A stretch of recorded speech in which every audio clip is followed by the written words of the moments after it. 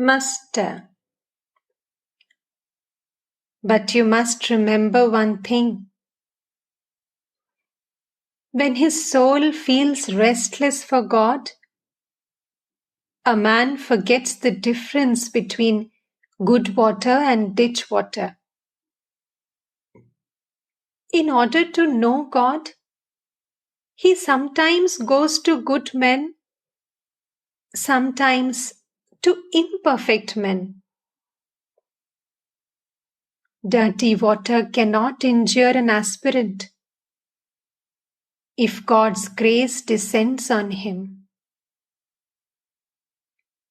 When God grants him knowledge, he reveals to the aspirant what is good and what is bad. There may be hollows on the top of a hill, but they cannot exist on the hill of the wicked ego. Only if it is an ego of knowledge or an ego of bhakti does the pure water from the sky collect there. It is true that the water from a hilltop may flow in all directions,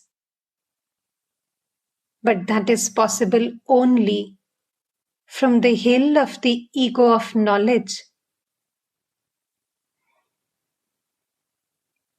One cannot teach men without the command of God. After attaining knowledge, Shankaracharya retained the ego of knowledge in order to teach mankind. But to lecture without realizing God, what good will it do? I went to the Nandobagan Brahmo Samaj. After the worship, the preacher gave a lecture from the raised platform. He had written it at home. As he read from the manuscript, he looked around. While meditating, he opened his eyes from time to look at people. The instruction of a man who has not seen God does not produce the right effect. He may say one thing rightly, but he becomes confused about the next. Shamadhyayi delivered a lecture. He said, God is beyond words and mind. He is dry. Worship Him through the bliss of your love and devotion. Just see. He thus described God, whose very nature is joy and bliss. What will such a lecture accomplish? Can it teach people anything? Such a lecturer is like the man who said, "My uncle's cow shed is full of horses." Horses in the cow shed? All laugh. From that you can understand that there were no horses at all.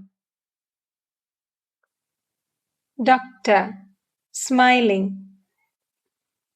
Nor cows either. All laugh. In the meantime, the devotees who had been in a rapturous state had regained their normal mood. The doctor was highly pleased with them and asked M about them. M introduced him to Poltu, the younger Norin, Bhupoti, Sharad, Shoshi, and the other youngsters. About Shoshi, M said, he is going to appear for the BA examination. The doctor was a little inattentive. Master, to the doctor. Look here. Listen to what he is saying. The doctor heard from M about Shoshi. Master, to the doctor, pointing to M. He instructs the schoolboys. Doctor, so I have heard. Master, I am unlettered, and yet educated people come here. How amazing! You must admit that it is the play of God. It was 9 o'clock in the evening. The doctor had been sitting there since 6 o'clock, watching all these things. Girish, to the doctor. Well, sir, does it ever happen to you that though you do not intend to come here, you are drawn as if by a subtle force? I feel that way. That is why I am asking you. Doctor, I don't know whether I feel that, but the heart alone knows the promptings of the heart. To Sri Ramakrishna. Besides, there isn't much use in speaking about it.